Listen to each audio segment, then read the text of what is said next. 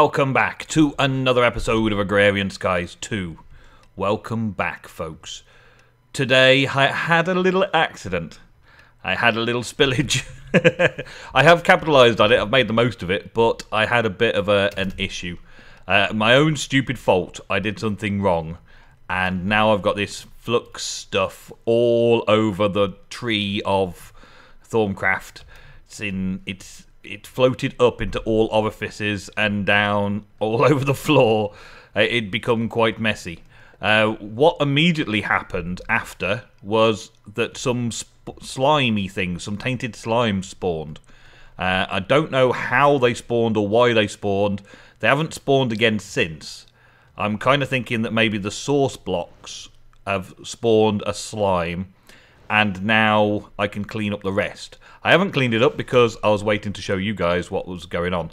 But yeah, I had a few slimes, and there doesn't appear to be any more slimes. I was hoping that we would just get slimes and on slimes spawning from a pool of it, but no. And that is a big mess that needs cleaning up. What I was doing when it happened, what I did to make it go wrong, I was actually trying to upgrade these nodes. I had two nodes, those 15, 15, 15, 15, 15, 15, and maybe another 15 nodes, and I had two of them here, and I was going to set up the advanced node stabilizers and node transducers and all that kind of stuff. And my stupid mistake was I put the node I put the node transducers on top first, and that turned both nodes into these kind of energized aura nodes. And then I tried to replace the node stabilizers because I forgot that I needed advanced node stabilizers under there. So I broke the node stabilizer, the node blew up, goo went everywhere, and it's a big bad mess. But capitalising on it, yeah, I was setting up to have a couple more nodes stabilised into this system and set up and all that. I've still got some goo up there. Yeah, so it all just sort of floated up. I ended up taking the floor out in order to let it float up to this next level. So in this level, I've also got it all up in the air around here. I don't know how I'm going to clean it all up just yet, but we did make sure that there was a way of capitalising on it. It all floated out here and all came out. Oh, it was a right mess, I tell you. A right mess. But resolved now, kind of. Apart from the cleanup, it's resolved now. What I did manage to do was grab myself a safari net, and I got a thormic slime in a safari net, which is good. Before the slime stopped spawning, I managed to get a thormic slime in the safari net. And that, when it's put into the mob farm here, produces these slimes that were bouncing around. There you go, you can see them. Bouncing around all over the place. These some great big slimes as well. Yep. They get killed off by the grinders still as normal, and then inside my AE system, I've now started receiving these tainted blobs. Tainted goo. Yeah? And tainted goo will give me the aspect I want, hopefully. That's like the best chance I've got. Can I get in there? Thank you. Take those out again. Let them all die off. I don't want to run it for too often. Just enough when I need it. And I can probably put that tainted goo coming down here into this automated furnace to break it down into taint, I should think. At the minute I'm doing crafting tables because of the mention of doing Fabrico. So I've had crafting tables feeding into there for a while. I'm gonna turn that off now, because I've probably got enough Fabrico in the system to make a Fabrico node. Yeah, I think I've got just enough now to make a Fabrico node. I might not do it right now, this episode. I want to check it out a little bit first and clean up a few things, like clean up this mess, but that is well underway of being developed, and I'll carry on developing that outside of making videos and come back to you when it's pretty much done. Another thing to spot is the mana pools are very, very full over here. This is very, very full of mana, and I've had this daisy running for the last maybe hour, just having more and more of this ethereal essence going in. I probably don't need to keep it running, really, but I've got that much mana. I was waiting until the mana pool runs down a little bit. But this seems to be running very efficiently indeed. So I'm good with that. That's good. And another thing that's working in my advantage at the minute, I did a little bit of thaumic research, and over on this screen over here, there is this Diabolist fork, which is a simple, negligible problem to make a Diabolist fork. And then I can make a cage, a wrath cage, which cost me a bit of warp, but never mind. I can make one of these cages, and I can also make a imprinting crystal, and that will come in useful a bit later on. So I've done those things off camera, but on camera there's another little issue that I want to solve with a great big solution. And I've been deciding where I want to put this great big solution in the base. As you see, my render distance is quite low, being a sky block. And I haven't fully decided yet where I want this system to be. I think maybe in this corner behind the mob farm. But I'm not sure. I'm not 100% sure where I want this system to be. I want to save a couple of chunks here for more blood magic in the future. I want to save a couple of chunks around here for more ore processing, maybe some mining lasers and things in the future. And I think most of this side is going to have some sort of farming going on around it. I also wanted to make it look cool from a distance and have some sort of, I don't know, I was thinking of having some big turbine reactors that looked like they were holding or making the place hover and float. But I don't think we'll ever look at it to worry about that kind of thing. So maybe not, maybe not. World load. Thank you. Okay, so what the problem is I've been having is a shortage of power. Now, I think I can find out. Everything's all okay for a bit, but I think I've got myself a network thing somewhere. Network. Yeah, there we go. I knew I had one somewhere. A network tool. If we click the network tool on, I don't know, any block, I think, it tells us what power I'm using. Let's have a look in Redstone Flux. I'm using nearly 320 RF per tick on max powered output. For all the things I'm using there, that's stored power, max power that I can store. Energy usage is 823 RF per tick. Wow. And I'm only just generating enough to keep that, by the looks of it. Only just generating enough. So this reactor, while it's full of yellurium, is doing good. But as soon as this flux per tick runs down, or I add some more applied energistics to it, I'm going to start depleting my energy buffer very, very quickly. This is a very, very basic of basics big reactor. And I want to do something bigger and better because I want to keep expanding. And if I keep expanding the rate I've been expanding, this is going to be not enough. I could build several of these, but the yellurium cost to get the yellurium is a bit of a pain in the butt. There's only two ways to get yellurium, and I've got both of them covered over on this side. We've got sand basically produces it. So this little setup here, the original setup I did basically like week 1, week 2 to sieve sand and create sand and sieve it really quickly to make yellurium. Puts yellurium dust into the system, and then upstairs I've got a furnace that then smelts it down into the yellurium ingots. And then I was just inserting the yellurium into here. Now I've had to turn off this reactor and all of these things that were on the reactor, all of the ore producing machines or things, because it was just using up the power too quickly on things that I didn't need. So I've put all these away by taking them off and putting them in the AE system. And I've also got 3 pulverizers here making sand as fast as they can make gravel. I could probably do with some more gravel making devices as well. And the other way of making it is to sieve red sand. And I get red sand by sieving soul sand. So I'm putting sand into this system, making soul sand, and then the soul sand goes into there. And soul sand has many other sieving things that you get as well. And red sand also has a few things that you can get as well. So I'm maximizing my sand input as best I can, which needs improving a little bit because it's not keeping up clearly.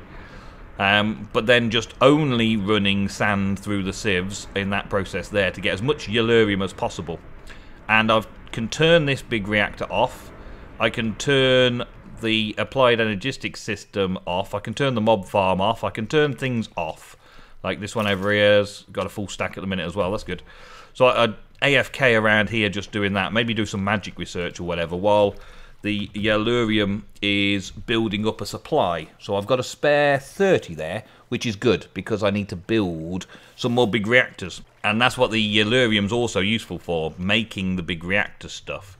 So let's have a look at big reactors. There's, if I can see the tab today. There we go, big reactors. There we go. So big reactors, I can get rid of that. Thank you, so I can see it all. Here we go. There's not many blocks to consider in big reactors, and there's one particular setup that we haven't gone anywhere near yet, which is the most efficient way to use your yellurium up. You still need yellurium to power it indirectly, but you also need the cyanide, which is a byproduct of the reactors. The reactors dish out this byproduct. This byproduct can be turned into plutonium. And plutonium, I think, can also be used the same as yellurium. But there's a block that we need to turn yellurium... there's a block that we need to turn cyanide into plutonium. And so I need to get that set up quickly now to make that get started. Cyanide processing. There we go. Bit of steel, some reactor casings, a yellurium fuel rod makes a cyanide reprocessor. So let's have a look and make one of these. See if I've got all the bits. No, I haven't. Okay.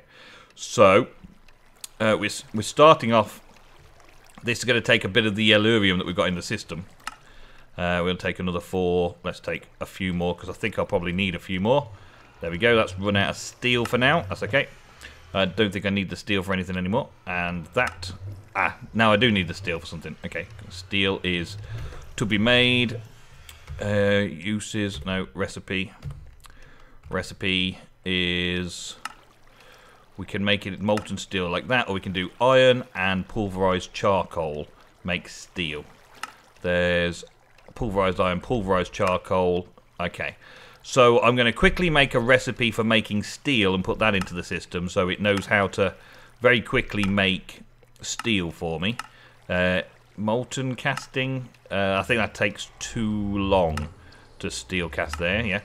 So we're going to be making it as quickly as possible in the induction smelter, and I'll be right back when I've got some more steel. Okay, so now we've got all the things it takes to make a cyanide reprocessor. We've got all of that together.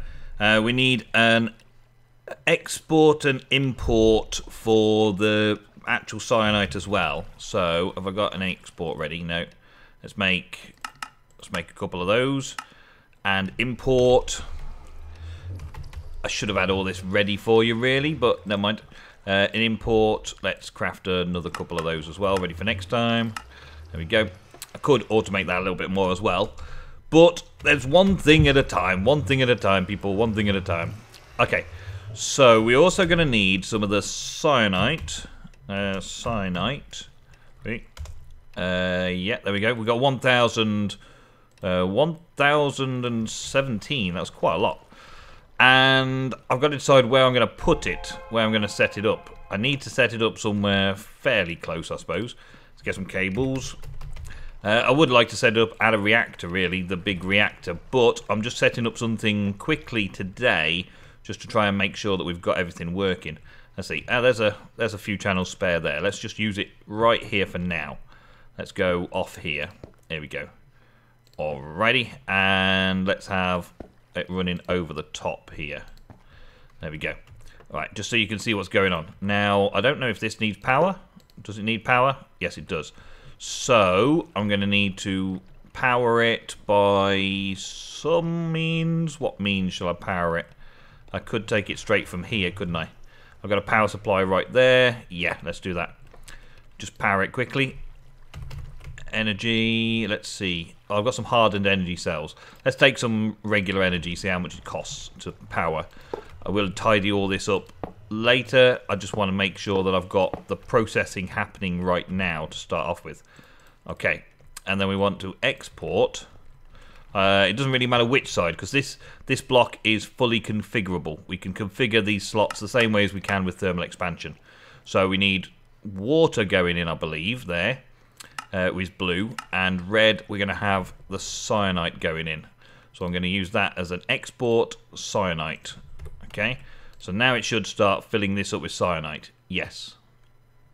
Okay, awesome. And then we're going to have an import bus on the other side, just because we can, and that will import from green. So any production of plutonium can go into there. Okay. I also just need a water system going on, so I don't think I need too much water, so I could probably just crack a block underneath here and put some, I think I've got an aqueous accumulator somewhere. Let's see. Again, this is just temporary for now, just so we can get it working. Let's quickly make an aqueous accumulator, because I don't seem to have one there. Do I have everything I need? Yes, I do. Awesome. And do I have some water buckets? Do I have some water already in the system? I've got one water already in the system. Could be worse. Okay, so an aqueous accumulator, we'll have that just down there.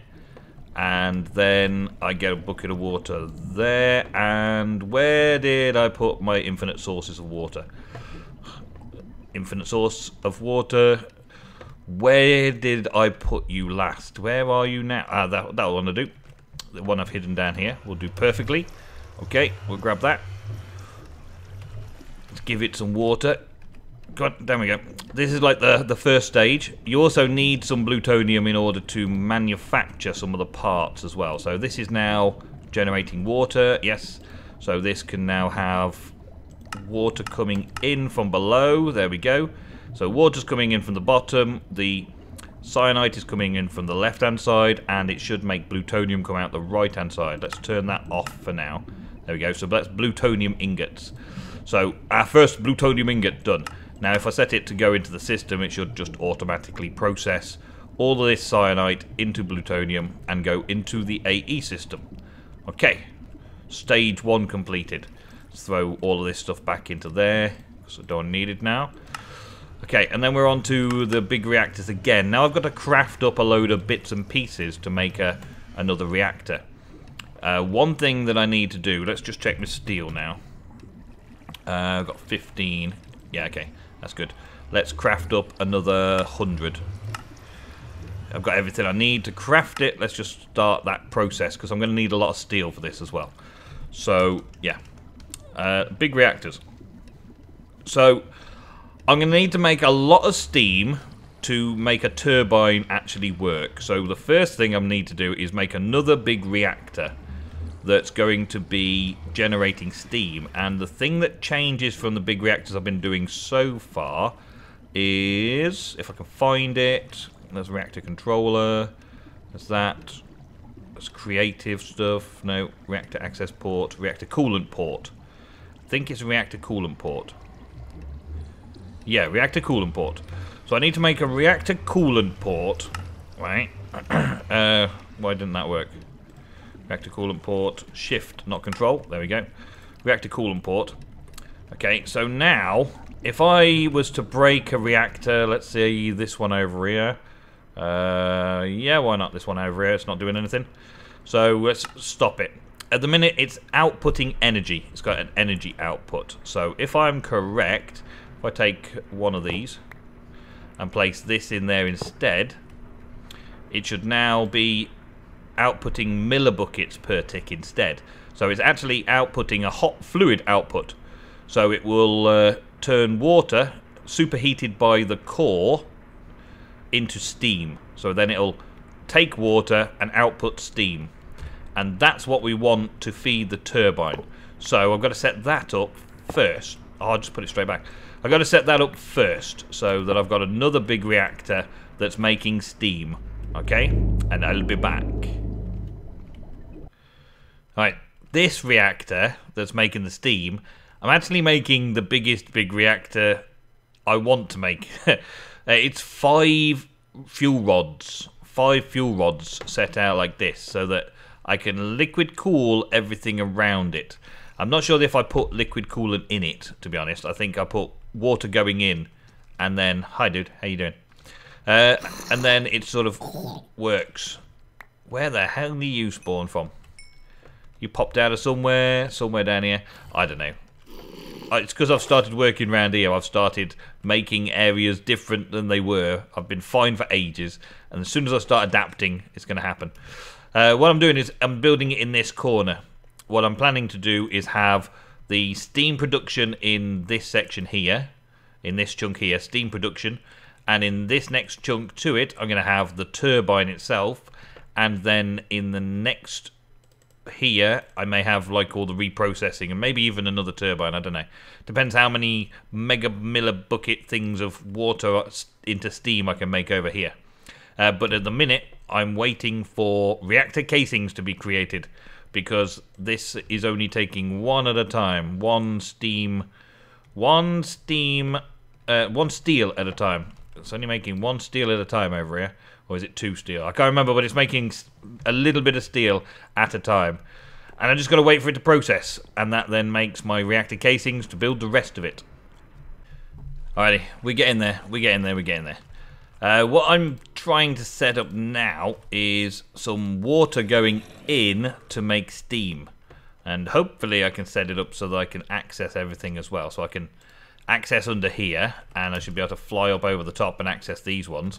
They will need a world interaction upgrade in order to make them work. So I've made one just to test it out, make sure it's working. It's going to be putting water into the tank there. Yes, it is. That's good. So the water's going in okay. These things need really abundant amounts of steam. So to upgrade these to make them the fastest possible is an important part. All I'm doing at the minute, though, is just setting it up so that I've got water blocks in the right places.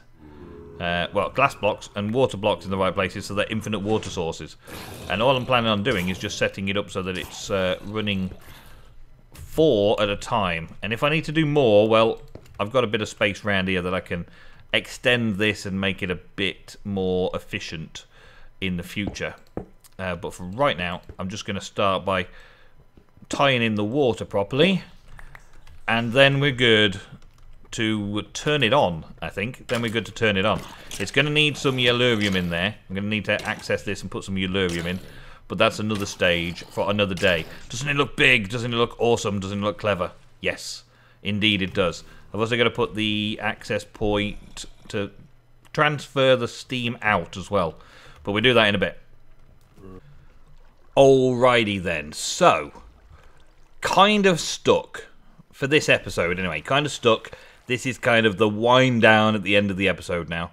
I'm just working on getting another 100 steel ingots processed, which takes a little bit of time because it pulverizes all the charcoal I've got and then smelts it with the iron to make the steel. But it's getting there. It's getting there slowly but surely. The actual reactor itself has produced steam. It's working, but I do have a new problem that I've got to figure out. So I've got the water all being pumped in through those, and those are going into these reactor coolant ports, which don't have a GUI, don't have a shift right click, don't have a right click. There's nothing I can do to access them. So unlike these sort of ports where I get to choose eject fuel and inlet and outlet modes, I don't get to choose an inlet or outlet mode. But according to the big reactors, there is no other thing that could output as such the steam. And I'm not sure if I'm supposed to use a reactor access port or not. There's a coolant port, and I'm pretty sure that's what I'm supposed to use. So I tested it out a couple of different ways over here. I've got 3 coolant ports in here. I've got 3 coolant ports. can't access them, so I can't show you. But there are 3 coolant ports. One of them I got set up to a Tesseract, and that is sending fluid on frequency 10. And that comes over here. This is receiving fluid, frequency 10. And, oh wow, the lag. And then I've got the servo bringing the liquid out, but it's not bringing anything out. Right? And then on the next one along, it's directly hardened fluid duct straight into a barrel, and that's bringing the water out that it's producing. Not the steam. Not the steam. Which is a bit odd. You'd expect the output to be steam. And only steam. I may have done something wrong, and I'm not sure what it is, because I've looked at it, and I can't figure out what I've done wrong. So maybe it's something obvious. Maybe you're all palm facing right now, and you know, and you can put it in the comments below. My objective now is to get enough to make turbines, because from what I know, I'm pretty sure you can put a turbine fluid port, this thing here, directly onto the reactor coolant port, that thing there, and it outputs directly into the turbine. I believe that's something that happens. This is telling me that the turbine requires exactly 1 motor bearing and all that kind of stuff, which I'm going to have to build on the back of this and face it out into this chunk, which was kind of the plan in the first place, but I wanted cables or ducts leading from this reactor to the next reactor, so I could see the cables and see the steam passing over, and add more steam valves and things like that to make it quicker. This is running fairly slowly in comparison as well.